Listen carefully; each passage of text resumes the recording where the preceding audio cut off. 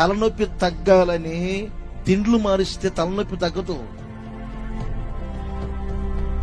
పుట్టిన పిల్లకు ఒక తల్లి పాలుతో పెంచిన రోజులుంటాయి, ఆ పాలలో కొంచెం దినుసులు కలిపిన పెంచే రోజులుంటాయి, ఆ తర్వాత అన్నంతో పెంచే రోజులుంటాయి.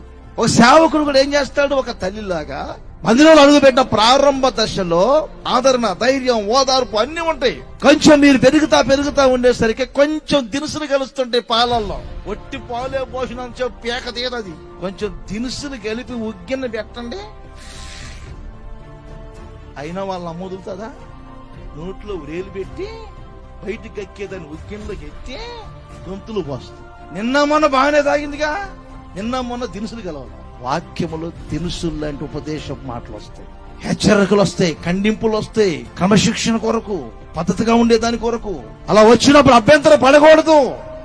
కొన్నిసార్లు వాక్యం మిమ్మల్ని ఆదరించవచ్చు, ధైర్యపరచవచ్చు, బలపరచవచ్చు. అదే సమయంలో కొన్నిసార్లు ఖండిస్తుంది, క్రమశిక్షణ పరుస్తుంది, పద్ధతిలో నడవమంటుంది. అప్పుడు అభ్యంతరపడి ఈ చర్చి ఎందుకులే, ఆ చర్చికి వెళ్దాం, ఈ చర్చి మనకు కలిసి రాలేదు, ఈ మధ్య కొంచెం ఎక్కువ అయిపోయింది ఏంటి అనుకుని తిరిగారు అనుకోండి. అర్థమైందా? తలనొప్పి తగ్గాలని తిండ్లు మారిస్తే తలనొప్పి తగ్గదు.